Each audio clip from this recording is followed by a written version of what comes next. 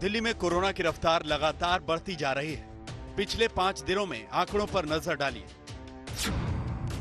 8 जून को 1282 मामले सामने आए, 9 जून को 1007 मामले, 10 जून को 1366 मामले, 11 जून को 1501 और 12 जून यानी आज 1877 नए मामले। मामले लगातार बढ़ रहे हैं और मौत का आंकड़ा भी बढ़ता जा रहा है। नहीं बढ़ रही तो मरीजों को मिलने वाली सुविधाएं और सहूलियत। सरकारी अस्पतालों का बुरा हाल है, न मरीजों की कोई सुध ले रहा है, न ही लाशों की। देश की राजधानी में टेस्टिंग भी कम हो रही है। इन सब हालातों को लेकर देश की सबसे बड़ी अदालत ने सख्त टिप्पणी की। सुप्रीम कोर्ट ने केजरीवाल सरकार को नोटिस जारी कर दिया है। सुप्रीम कोर्ट ने कहा है और बड़े स्पष्ट शब्दों में कहा है कि दिल्ली की स्थिति भयावह है। कुछ प्रश्न भी सुप्रीम कोर्ट ने दिल्ली की सरकार से पूछा है। उन्होंने कहा है जब एक तरह से रफ्तार के साथ कोविड आगे बढ़ रहा है, इस परिस्थिति में टेस्टिंग को कम करने की आवश्यकता क्या थी।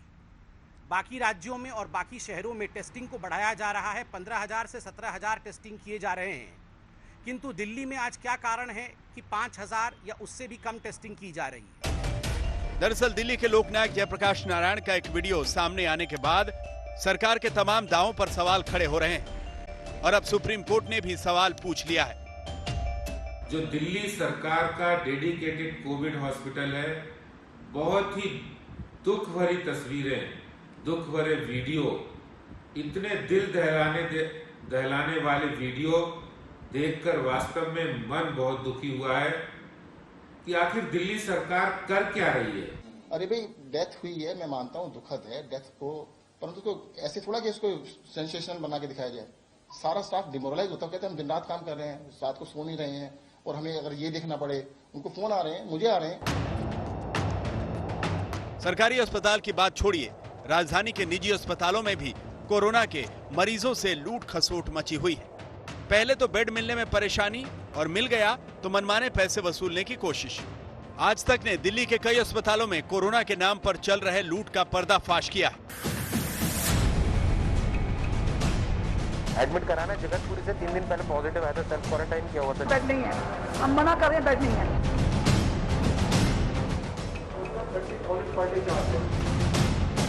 कैश करनी पड़ेगी, बिल्कुल कैश करनी पड़ेगी, हम लोग कैश करते हैं। इंश्योरेंस क्लेम नहीं है। हम दिखाने की कोशिश कर रहे हैं कि ना तो सरकार के दिशा निर्देशों का पालन हो रहा है और ना ही उन पर नजर रखने के लिए सरकार ने कोई मैकेनिज्म तैयार किया है।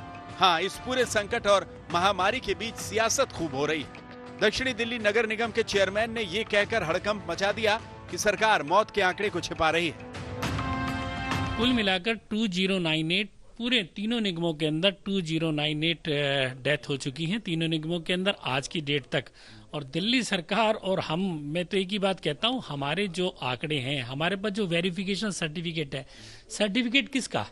डॉक्टर के द्वारा जो सर्टिफिकेट हमें दिया गया, वो सर्टिफिकेट हमारे पास है, वो सर्टिफिकेट को मंगवा लिया जाए। दक्षिणी दिल्ली के चेयरमैन के आरोपों के बाद सियासत गर्मा गई और वो जब संस्कार होता है तो वहाँ पे एक सर्टिफिकेट लगता है जिसको कोविड का सर्टिफिकेट कहते हैं, और कोविड का सर्टिफिकेट लग गया तो उसको तो कोविड से डेथ हुई है। अब पता नहीं, हमें नहीं पता दिल्ली सरकार आंकड़े क्यों छुपा रही है, वो आंकड़ों के खेल में कोई भाग रही है। दिल्ली के माननीय उच्च न्यायालय ने एक फैसला दिया है जिसमें उन्होंने कहा है कि दिल्ली में डॉक्टर्स की एक्सपर्ट्स की कमेटी, जो डेथ ऑडिट कमेटी है, उसकी एक्सपर्टीज पे हमें कोई संदेह नहीं है और वो जो डेथ का आंकड़ा घोषित कर रहे हैं, जारी कर रहे हैं, वो अक्षरशः सही है। ये किसने कहा? दिल्ली उच्च न्यायालय ने।